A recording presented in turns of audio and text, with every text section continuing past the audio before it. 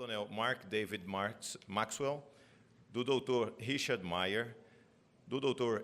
Eugene Fidel e da doutora Samantha Ribeiro Meyer Pluff. Para a composição da mesa da primeira palestra, queremos convidar o almirante de esquadra Álvaro Luiz Pinto, ministro do Superior Tribunal Militar, como presidente desta mesa, e o palestrante Coronel Mark David Maxwell.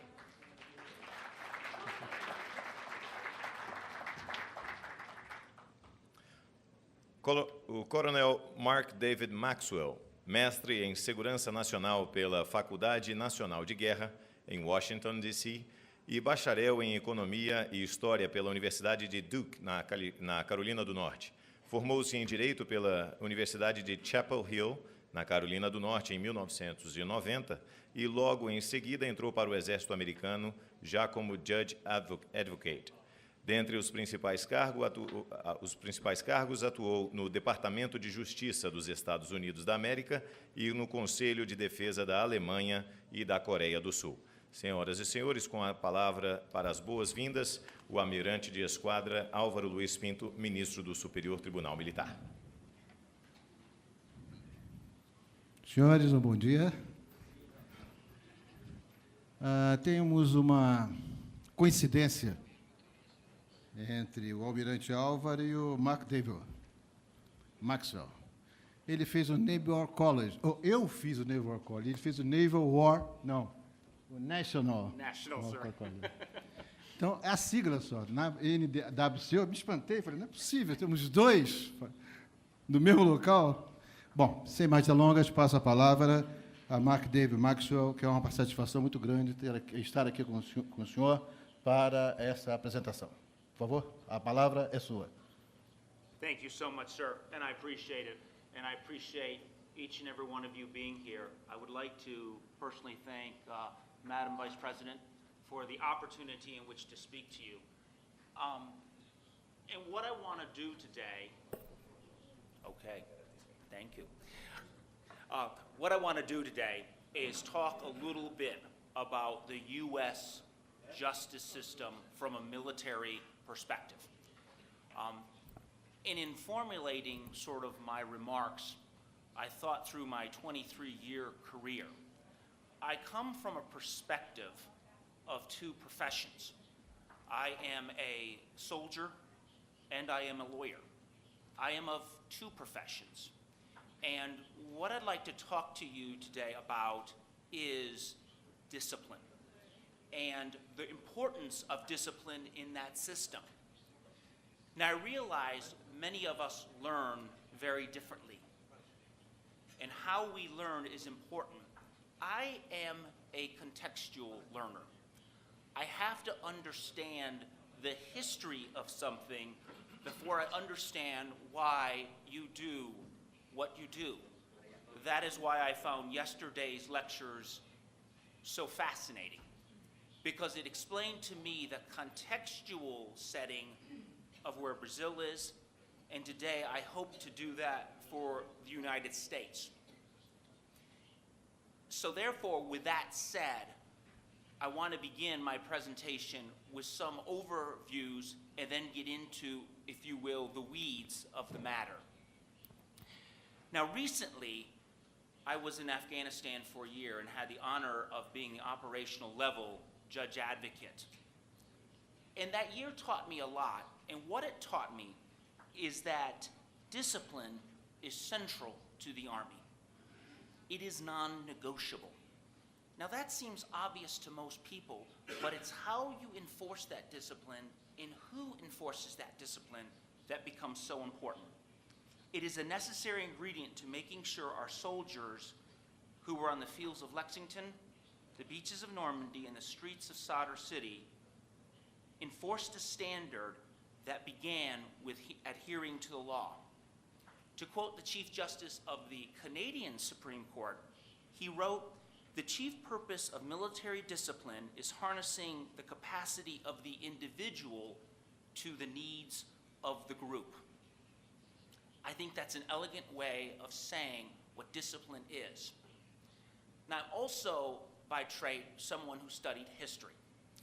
And one of my favorite US presidents is a man by the name of John Adams. He was our second president, and I think he is the greatest president that our republic ever had. Now, I know we have some people in competition. George Washington would be one of them. Also, Abraham Lincoln, Harry S. Truman, Woodrow Wilson. But John Adams was a great writer. And he would write letters to his wife, Abigail, who in herself was a great historian and intellect. And he wrote about discipline, and I quote, "If I were an officer, I am convinced that I should be the most decisive disciplinarian in the Army. For discipline in an army is like the laws in a civil society. There can be no liberty in a commonwealth where the laws are not revered and most sacredly, nor can happiness or safety in an army for a single hour when discipline is not observed." Our U.S. Supreme Court has on numerous occasions said the purpose of the military is to fight and win our wars. Therefore, the dilemma we face in a modern military justice system is not a dilemma at all, in my opinion, but one that is often discussed. And that is the balancing of due process for the soldier and making sure the system is fair and discipline.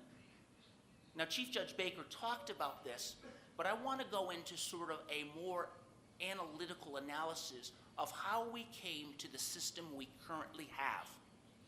Now, how much that will inform your Brazilian experience is going to be case-by-case dependent. But I think when you talk about the U.S. system, it is very important to understand those norms. Therefore, I will briefly outline the development of our modern-day Uniform Code of Military Justice, what I refer to as the UCMJ.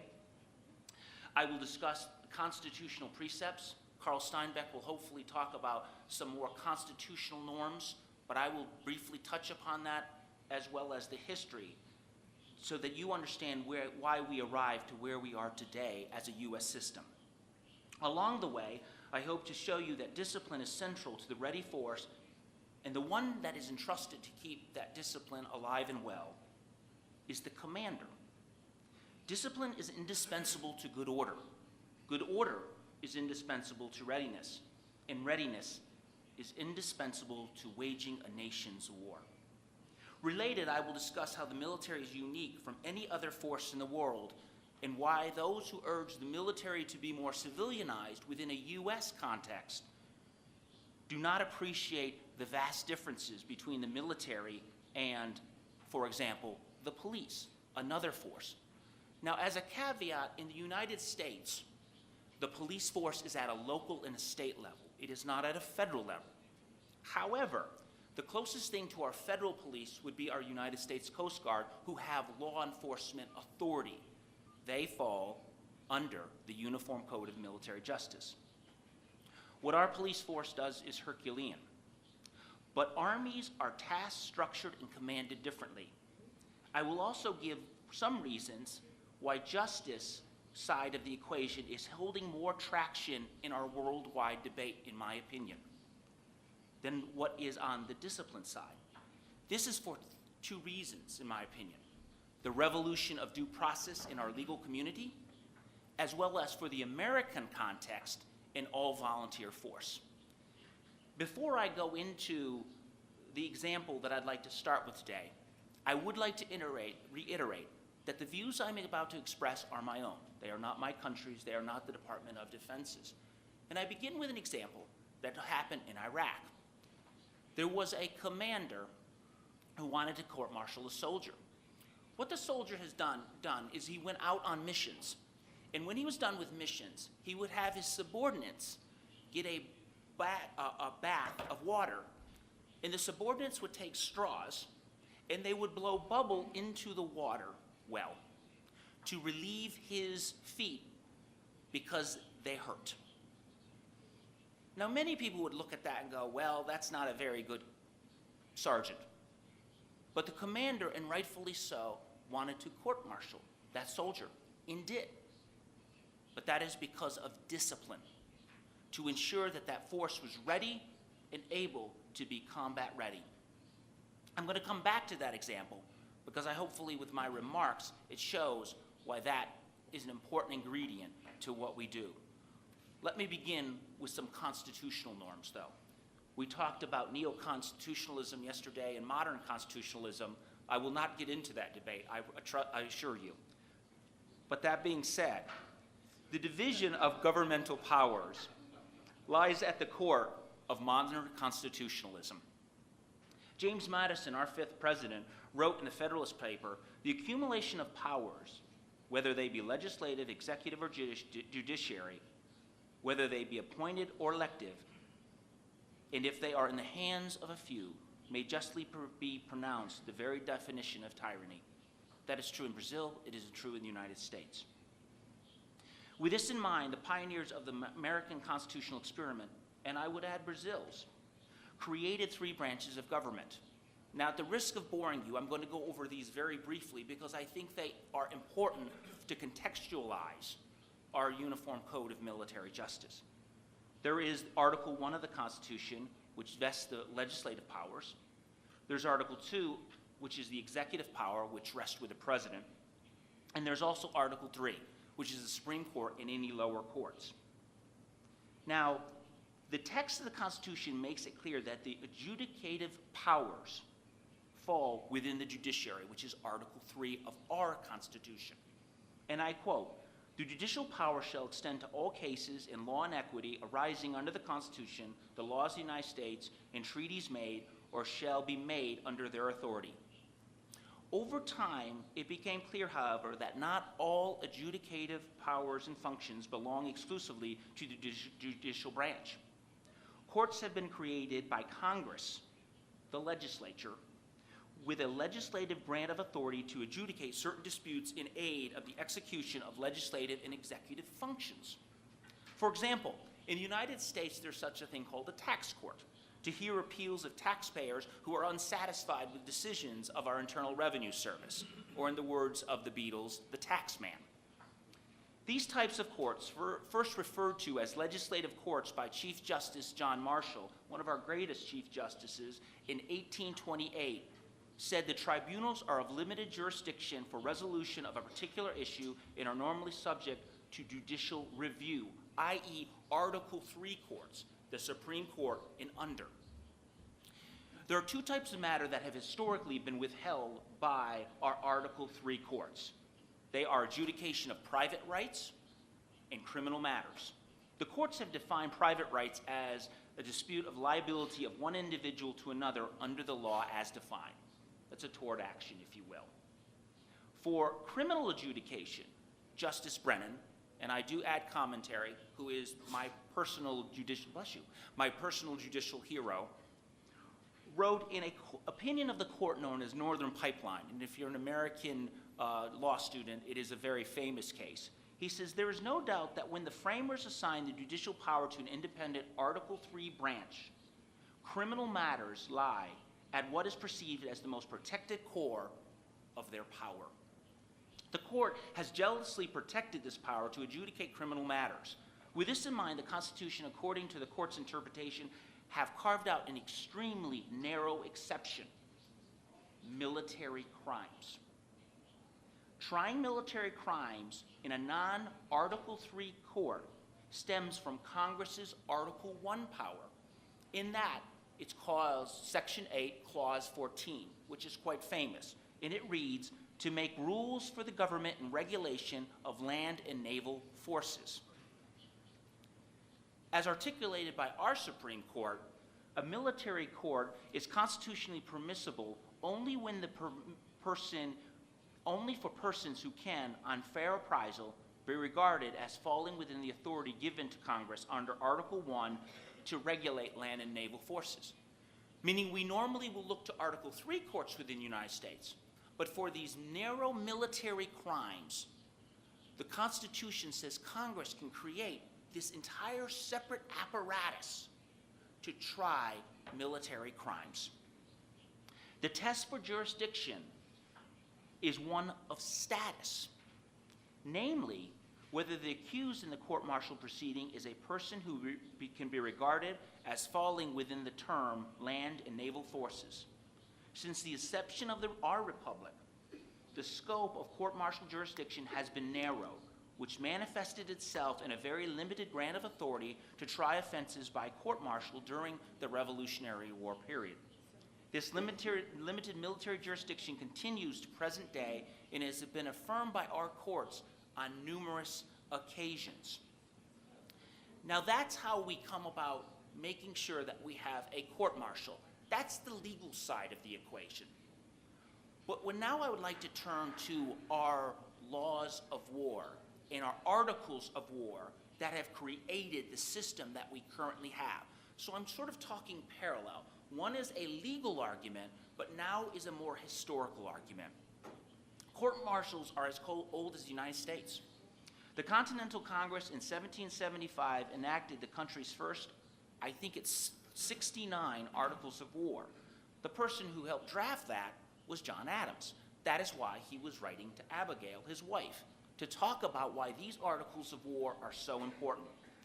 The articles enacted by the Continental Congress were modeled after and virtually identical to the British version, which traces its lineage to King Richard II in 1380. Who would have thunk? Court-martial authority vests with a commander with the ability to try military personnel under his or now her command who have committed a crime. Commanders exercised this authority on numerous occasions during the Revolutionary War. Now, one of the most famous ones is Thomas Hickey. He was an aide to General Washington, and he was accused of trying to poison the good General Washington. So a member of 13 officers got together and court-martialed him and found him guilty and sentenced him to be hanged. 12 days later, he was hanged in front of 20,000 onlookers. The primary goal of this court-martial and others during the Revolutionary War was to deter future acts of mutiny, sedation, and treachery. Having 20,000 onlookers, I think, would probably be a deterrent factor. Between the Revolutionary War and World War I, that's 140 years, our Articles of War saw very few changes. Now, Chief Judge Baker talked about a few during the Civil War, but still, overall, as a body of law, they were very minimal. Now, the Supreme Court did not take up anything on military justice until 1857. And it wasn't until 40 years after that we had our first manual. That's the manual of 1895. So we're talking about a system that really did not change much. Now, I readily admit to you as an audience that I am a geek. I have the 1895 manual. It's not a very exciting read, but it is historically very significant because it shows where we have evolved as a country and as a military justice system. The 1895 manual is not nearly as detailed as our modern day manual, although it does give guidelines for what the command can do, what is actionable. For example, how to convene a court-martial, what are the maximum sentences, and how to go about trying an individual. Now, it was not until after World War I, which ended in 1918, that Congress, our U.S. Congress, seriously considered examining the military justice system. In hearings before the Congress in 1919, testimony raised serious concerns for service member and society's confidence in the justice and the fairness of our system. The lightning rod for these concerns was our own Judge Advocate General, General Crowder, along with a Brigadier General who is one of my personal heroes, a man by the name of Samuel Ansel. Ansel, in fact, called our current system in 1919 un-American. They debated the efficacy of the system where no independent legal authority could review the proceedings, and the result of any court-martial to include where the death sentence was imposed. Even uniformed lawyers, judge advocates, had a limited role in our court-martial process, and they only were to forward the case. They passed the law in 1920, the Articles of War. They remained for World War II. So during World War II, we were under the 1920 Articles of War. Now, there are over 16 million people in the United States who served in World War II.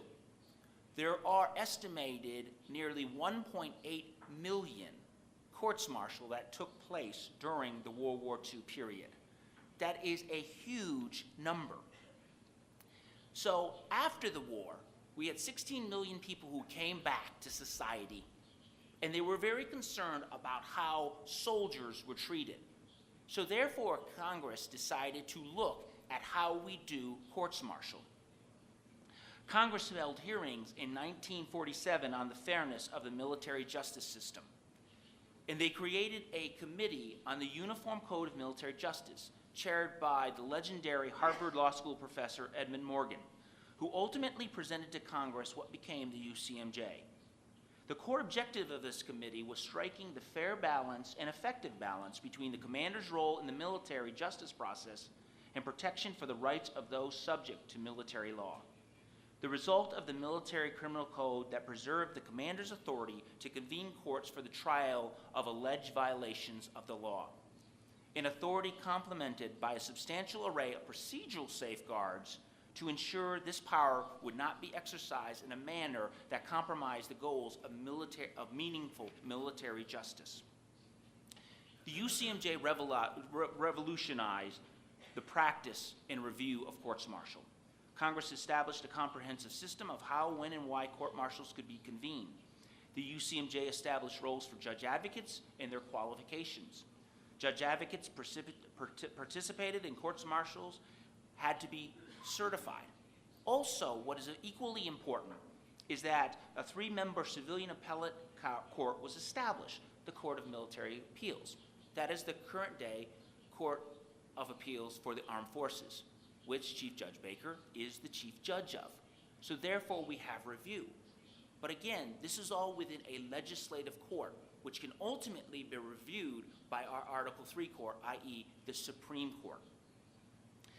The full independence of our system was made whole by a change in 1968 and 1984 to make sure that the judge who was presiding over the court was a military judge, and to make sure that both the prosecutor and the defense counsel were lawyers. It continued to mature.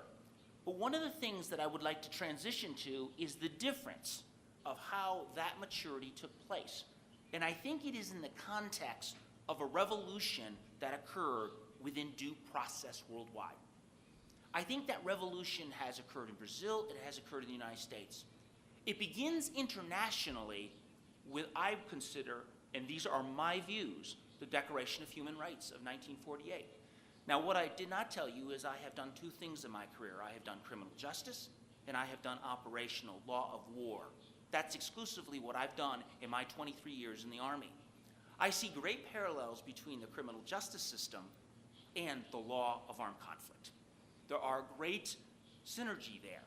So when you see the European Court of Human Rights, when you see other human rights bodies, when you see due process rights that are elevated, when you see the IJC, you see that the individual is being more and more protected by the state. That is a good thing. But it also has an impact on our respective judicial systems that we see day in and day out. We see it in the court-martial process as well. And that is why there is an array of rights that we see within the court-martial process.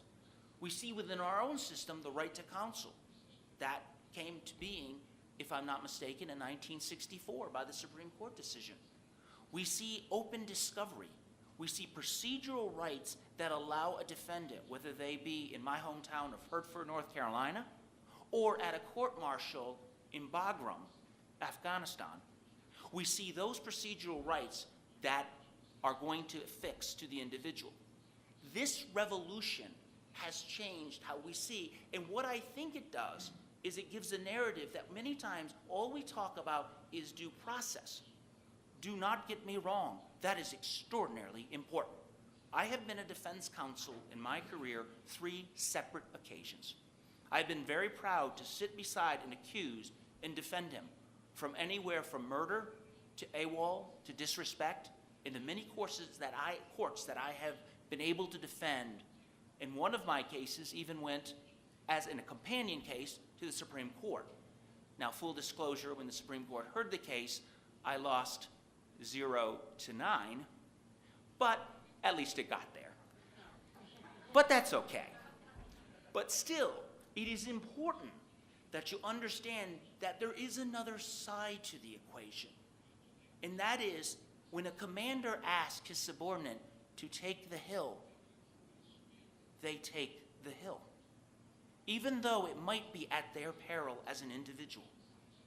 Now, with those substantive rights considered, preserving the vital and carefully developed balance between the interest at the core of military justice system demands the same type of rigorous analysis and careful deliberation that provided a solid foundation for all prior amendments to the military justice system. It is unquestionable that the UCMJ must continue to evolve in response to societal changes. But this evolution cannot be allowed to undermine the readiness objective that has served so well the military justice system. Madam Vice President, good morning. As observed by Professor Morgan, there are many schools of thought on military justice, ranging all the way from those who sponsor complete military control to those who support a complete absence of military participation. I do not believe either of these extremes represents the proper solution. It is the commander who's the fulcrum of the vital balance between justice and discipline. As our own preamble says, and I think Judge Baker talked about it yesterday, the purpose of military law is to promote justice, to assist in maintaining good order and discipline in the armed forces, to promote efficiency and effectiveness in the military establishment, and thereby to strengthen the national security of the United States. The Army is about national security, and there is no other force like it. Now, some people analogize us to police, and that is legitimate. It's legitimate because police also use lethality if need be. However, there are profound differences between the U.S. perspective of the police force and the military. Their hierarchy is different. They have a hierarchy that will allow them, if they are asked to take the hill, they can quit. They can say, no, I choose not to do that today as a police officer. In the military, to include our Coast Guard, which has law enforcement capability, cannot do that. They can be court-martialed because they must take the hill. It is the discipline of the team. It is about the team concept and the professionalism within. Also, what should not be lost is the tools and weaponry that the police use and the armed forces use are profoundly different. A battalion in the United States has over 1,000 men and women. They're asked to work in concert to take an objective, whether that's to build a school, take a hill, or preserve the security of an environment. As I've already said, police are not held criminally liable for refusal to orders or failure to maintain the standards. Police also use a different self-defense, and this is where I'll get a little bit into my international law. Self-defense for a police force is profoundly different than self-defense for an armed force from a U.S. perspective. Many times the lethality a police force can use is minimum force, that force to protect themselves or others and nothing more. Many times in the armed forces, our definition of self-defense is hostile act or hostile intent, meaning we can react, and the role of an armed force is to potentially kill somebody who has a status of a combatant, i.e. someone who has that status as a bad guy. Therefore, the commander of an Army unit is responsible for the potential violations. If a subordinate misbehaves, the Army commander can be found criminally liable, in part because his subordinates are under his or her command, and those members can be disciplined by the commander. Now, this is of international note, because recently the International Criminal Tribunal for the former Yugoslavia in the Gotaneva case talked about this. So this is not only a U.S. perspective, but it is an international perspective. If you remember, they were accused of war crimes in the Croatian-Serbia fight, and they ultimately were acquitted. Now, they were acquitted for several reasons, but one of those reasons was that the defendants, after being accused, were acquitted because the commander did not have effective control over the forces. In particular, according to the court, the commander did not have authority to court-martial his forces. So under international command responsibility, there is an aspect that I think is extremely important, that I think needs to be considered. Now, I talked a little bit about the differences in police force, the revolution in due process. Lastly, I would like to talk about an American perspective. And that is, in the United States since 1973, we have had an all-volunteer force. Now, as I said, I'm from Hertford, North Carolina. I went to undergraduate at Duke and went to the Reserve Officer Training Corps, and I signed up, and my first branch was the infantry. I went to educational Lay to get my law degree, and then became a lawyer. And here I am 23 years later. Congratulations. But what is important is I chose to come in. So therefore, unlike a conscript army, we have an army that is very much that of raised their right hand and volunteered. I would like to take a quote from one of the TJAGs, the Air Force, who wrote, "America's mothers and fathers sent their daughters and sons to us to join an all-volunteer force because they believe their children will be treated fairly. They believe and expect that we will adhere, that being we the military, will adhere to due process in judging their children should they violate our code. Otherwise, they would not have sent them to us. As a result, when we adhere to due process, we send a message to those parents of others, prospective soldiers, sailors, airmen, and Marines, and all soldiers everywhere, that they can trust our armed forces to treat them fairly and to protect and promote justice within our service." So what becomes extraordinarily important to us is that what we have is a balance. And that balance is to keep faith with those individual service members, but at the same time protecting justice. And that is extremely important. And that is why there are procedures in place so that we do not have indiscriminate action by commanders. As Judge Baker talked about, when commanders take actions that are inappropriate. But at the same time, we know that when the soldier, on the other hand, does not listen to the orders of his or her superior commissioned officers, they can be disciplined. How can we preserve and make sure, in conclusion, how this balance can be struck? First and foremost, I think it imperative that we train our commanders and judge advocates. I think that synergy is extremely important, that the commander knows his or her role and the judge advocate can enable them. That also has a secondary effect. I can speak from experience that my boss had a great amount of trust in me. Whether that was well-founded or not, I will leave that to him. But he trusted me because he knew that I was an expert in military justice. But ultimately, war is about potential lethality. And when we had to use law of armed conflict, he looked to me and he trusted me because there was a relationship that he knew that I understood the law. And I would be not only an attorney, but I would be a counselor to help him, assist him in making sure that we executed that engagement properly and within the law. We also have to make sure that our commanders are held accountable.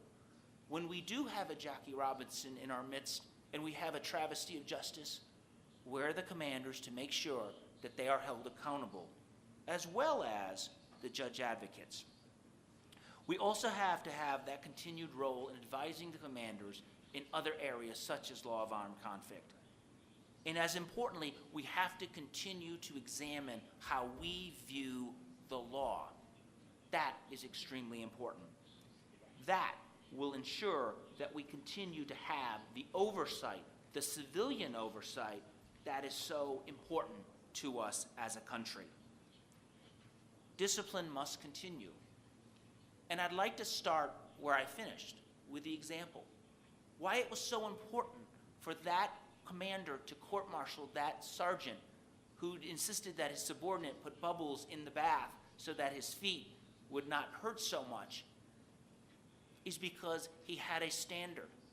And that was abuse of authority, and that commander decided to take the prerogative to keep that discipline intact so that unit could fight for another day. And that became critically important. So like always, I will end where I started. I will once again read John Adams' quote, because I think it is so telling, and I think it is the most accurate depiction.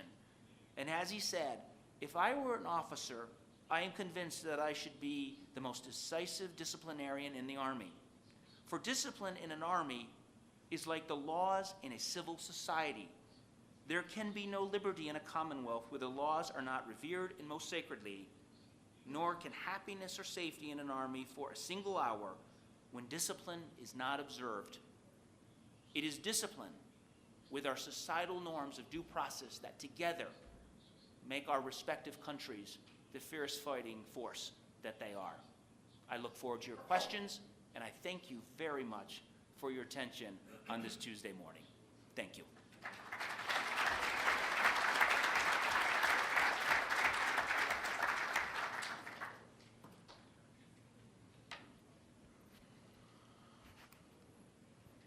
Infelizmente, não podemos abrir esta manhã, após as palestras, para debate, porque será incluído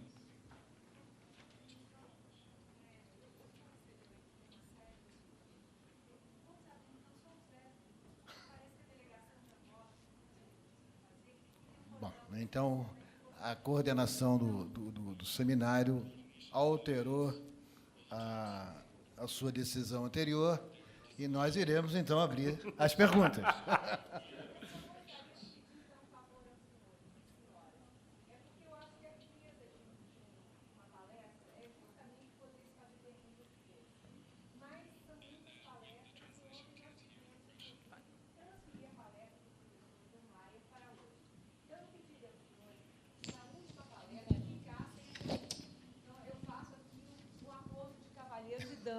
Com as senhoras e com os senhores, porque o problema das palestras é que realmente elas tomam, as perguntas elas tomam tempo e acho que elas são importantes. Mas então eu gostaria também de ter o compromisso das senhoras e dos senhores de que na última palestra todos ficassem presentes, porque realmente é muito desagradável para os palestrantes que vão falar, né, no final da tarde, ter um auditório vazio.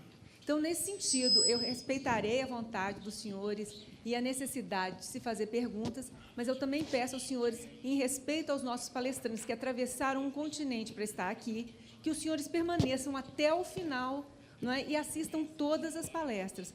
Podemos fazer assim? Então, está certo. Então, está certo. Não é porque...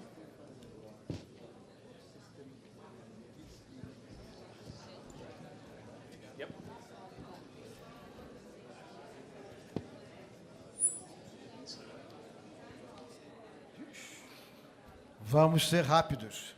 Eu gostaria de chamar o tenente-coronel Fernando para fazer a sua pergunta.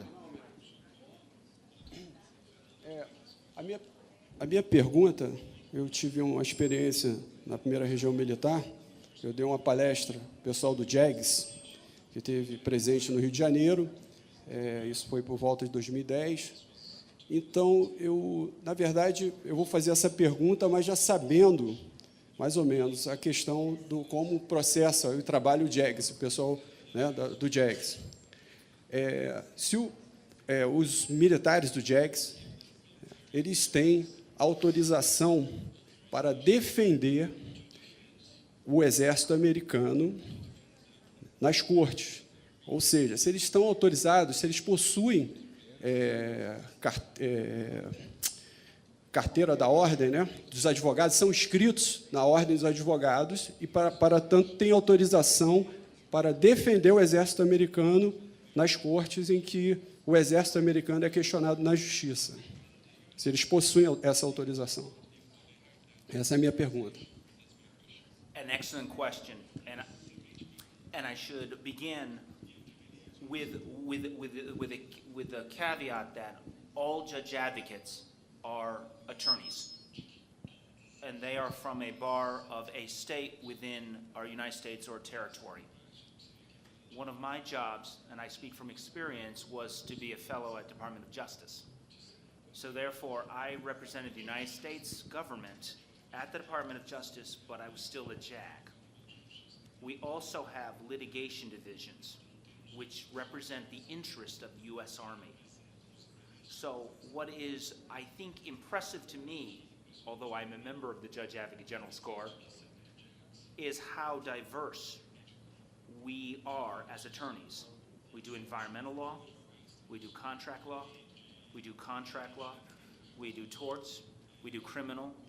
So therefore, within the criminal context, each of the people, each of the soldiers at the bar, the prosecutor, known as a trial counsel, and the defense counsel are attorneys, and the judge is also an attorney. And we have a review appellate procedure that Chief Judge Baker talked about that could ultimately go to the Supreme Court to make sure that we are within those norms that I had discussed, called due process for that soldier, because that is extremely important, especially, as I said, in an all-volunteer force. I hope that answered your question, and if not, I look forward to talking with you offline, to talking about it. Thank you for it. Por favor, Capitão Daniel Catacta, Delegação de Angola.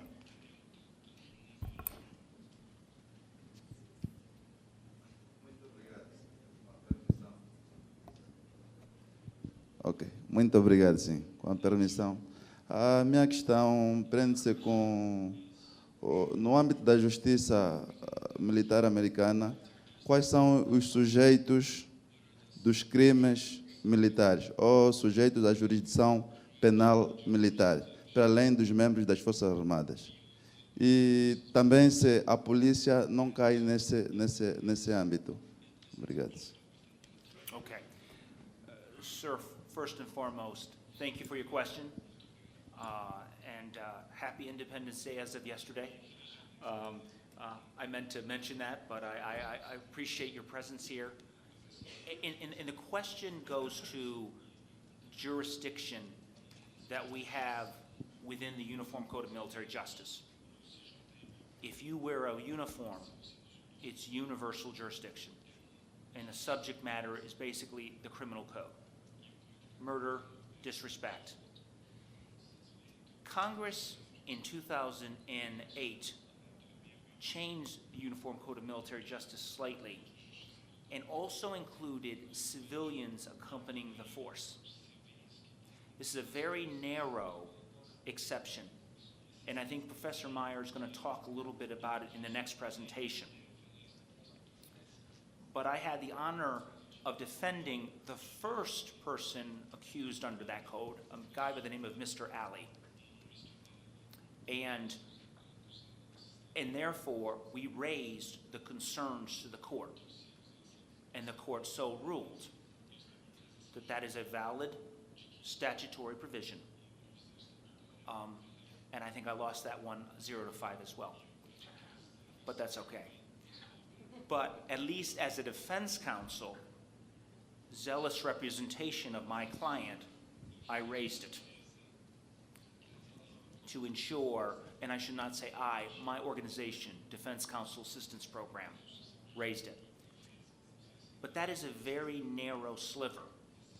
But again, from a constitutional perspective, and Professor Fidel might talk a little bit more given that he is an expert in this area, is that it is military necessity.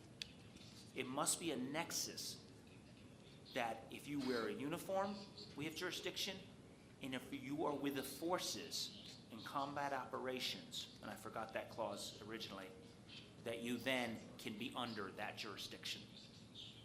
That is to ensure that as we as a force go worldwide, whether it be Afghanistan, Iraq, Somalia, that we can make sure that we keep that discipline over our force. So that if Iraq or Afghanistan cannot try our soldiers, sailors, airmen, and Marines, that we can hold them accountable for the misdeeds. And I think Chief Judge Baker showed a statistic of the number of courts-martial we do deployed. And that is important because many times the victims, the witnesses, are not in Hertford, North Carolina. They're in Kabul, Afghanistan.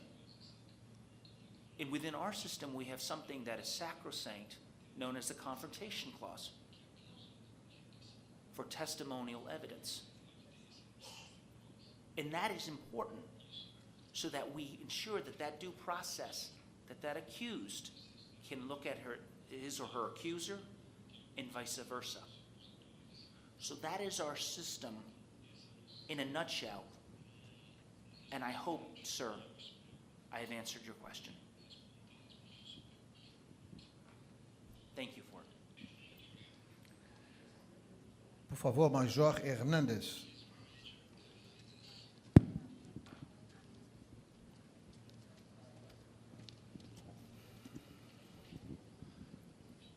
Bom dia. Eu gostaria de saber como o senhor vê o Tribunal Penal Internacional.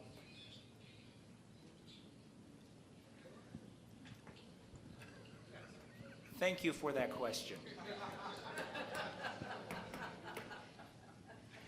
You will someday be a general. That is a great question. The Rome Statute passed in 1998. The United States at the time was a huge proponent. However, we have decided not to join the court. I will speak on a personal level, and I will not express the views of the United States. My problem with the Rome Statute, and I've written on this, is that a judiciary must be tethered to a legislature and an executive. Chief Judge Baker does not give his opinions in a vacuum. There's checks and balances that I think are fundamental. And a judiciary is informed by the legislative, deliberative, democratic process. That does not mean ad hoc tribunals like the former Yugoslavia are a bad thing. But I think they have to be very tailored and very careful to ensure that that court has a check and a balance upon it. That is more a procedural argument than a substantive argument. And for what it is worth, if you were to take the Rome Statute and you were to juxtapose it with the Uniform Code of Military Justice, there is not an offense in the Rome Statute that is not within the UCMJ. I do not mean to come off as arrogant to say we don't need it. But when a soldier commits a war crime, we try him or her. Most of the time, it is cold murder. And we try them and bring them to justice in hopefully an effective and efficient manner, always knowing that he or she has the due process to have a defense counsel so that our society perceives it and knows it to be fair. That's as far as the waterfront that I can go.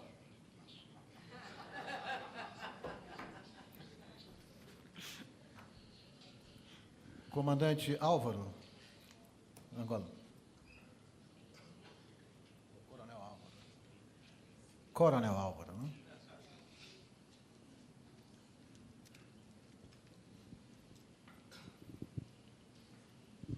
Obrigado. Antes quero felicitar pela brilhante exposição do tema que nos apresentou. A disciplina militar é um dos princípios fundamentais que sustentam qualquer forças armadas. E os comandantes são o garante da disciplina militar das tropas, garantem a coesão e a prontidão combativa das tropas. Mas os órgãos de justiça militar também são o garante do reforço do papel dos comandantes. Porque, pronto, por um lado, se não haver justiça, disciplina, não haver justiça, órgãos de justiça instituídos, também as pessoas deixam-se levar, às vezes, só o papel do comandante não é suficiente para garantir a disciplina militar. Eu gostaria de saber do senhor qual tem sido o procedimento da justiça militar americana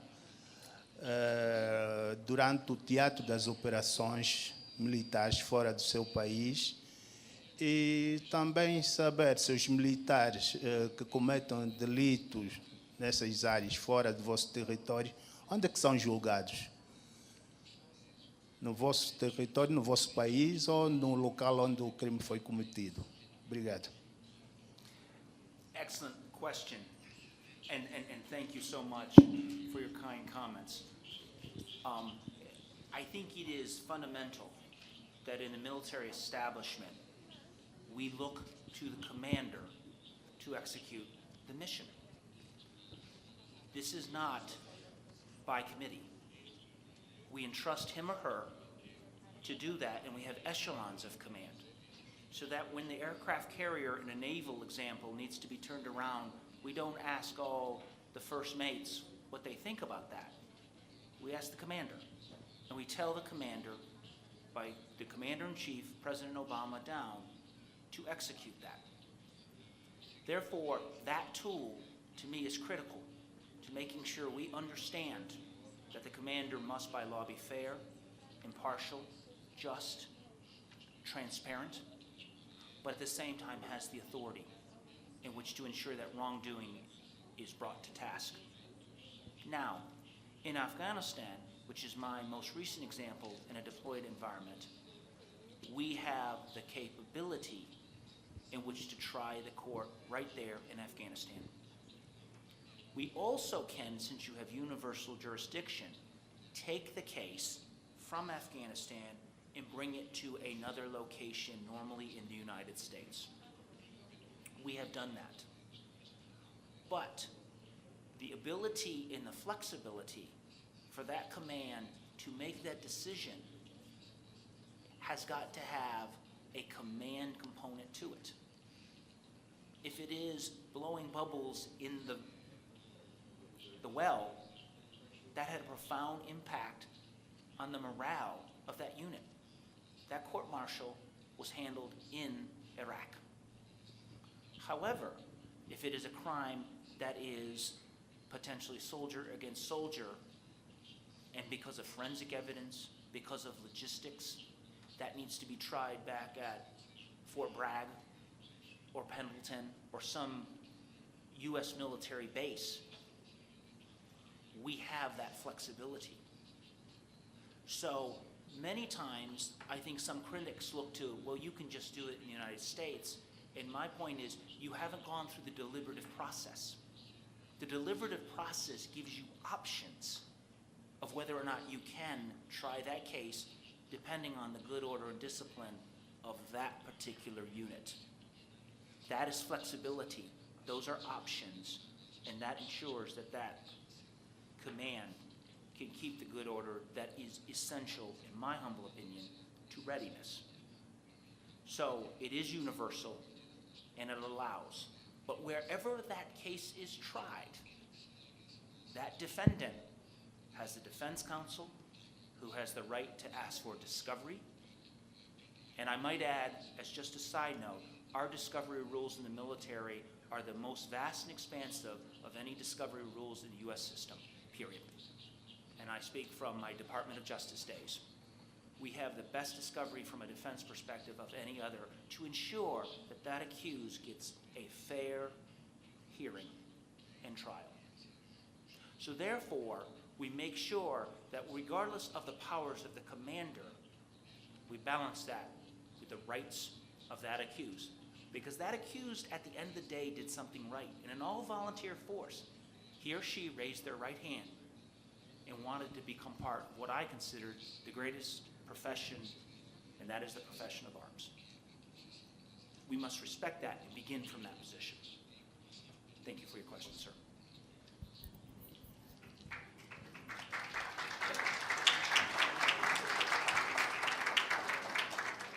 Senhor Afrânio Teixeira.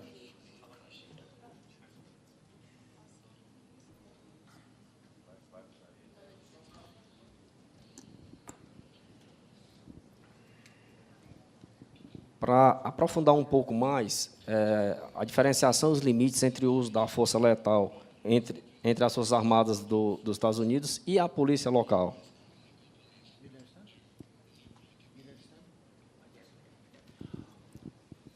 Normally, the police are under a law enforcement paradigm. Their role is to protect a community in our society. Therefore, their use of force is limited. And normally that self-defense is going to be that they are there to protect themselves and the others that are going to be within that situation. An army under international law has a greater array of potential use of force. Now, please don't misinterpret. That doesn't mean they should use the force. That's a different question. Can I use the force versus should I use force? But within the armed forces, we have, under international law, people of status. They are combatants. And probably within international community, one that could be its own conference, and that is those civilians who take direct participation in hostilities. And I think that was discussed a little bit yesterday when we were talking about war on terrorism and how we perceive the enemy that looks just like us or is not someone who is in a uniform.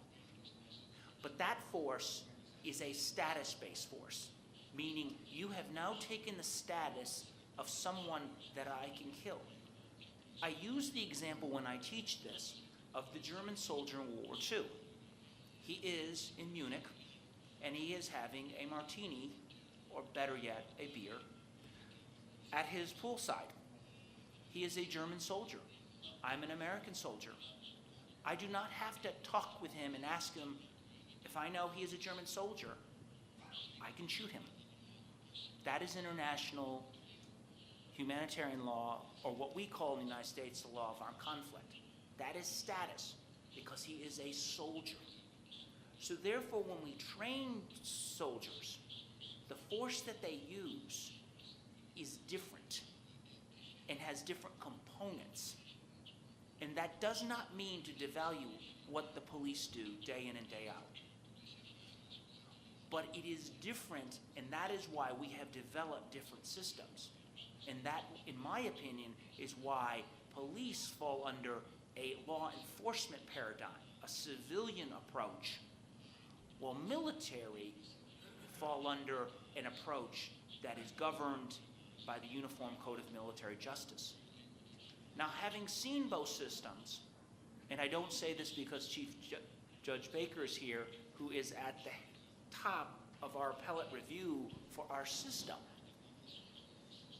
but as an accused, if I could try any system, state system, federal system, or the Uniform Code of Military Justice, and I had to be a defendant, I would take the Uniform Code of Military Justice any day because of open discovery, because the panels which judge are well-educated professionals, and the free defense counsel and the appellate review that I get to make sure that we have innocent people not going to prison, and those that are guilty are handled fairly, and they are punished accordingly. Thank you. Bom, senhores e senhoras, estamos chegando ao fim dessa brilhante apresentação do Coronel Maxwell, e em nome do presidente dessa casa, do Superior Tribunal Militar, e da nossa coordenadora desse seminário, ministra Maria Elizabeth, eu gostaria de, além de agradecer a sua participação, cumprimentá-lo. E, ao cumprimentá-lo, passo às suas mãos uma lembrança do nosso tribunal. Muito obrigado. Thank you so much. Good job. Neste momento, o seminário presta as homenagens